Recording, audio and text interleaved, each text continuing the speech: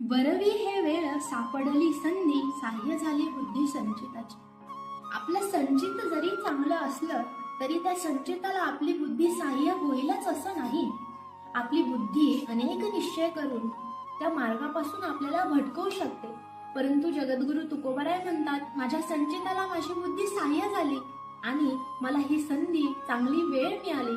म्हणून बरवी हे वेळ सापडली संधी, साह्य झाली बुद्धी संचिताची. आणि हे झाल्यामुळं माझे पावले हे अध्यात्माच्या मार्गावर चालायला लागले आणि संतांच्या पायाचं मला दर्शन झालं. येणे पंथे माझी चालेली पाऊले, दर्शन झाले संतापायी. त्रासिले दारिद्र्य, दोषा झाला खंड, त्याचे काळे पिंड पुनीत झालं.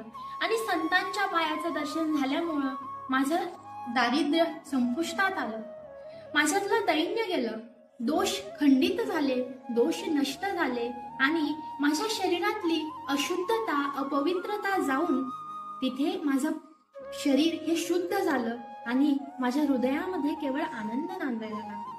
तुका म्हणे झाला अवघा व्यापार, आली येरझार फळासे. आता मी सर्व कर्मबंधनातून निघून आता केवळ आणि केवळ भक्ती मार्गामध्ये संतांची सेवा करणं हा एकमेव माझा व्यापार झाला आहे, असं जगद्गुरु तुकोबाराय म्हणतात.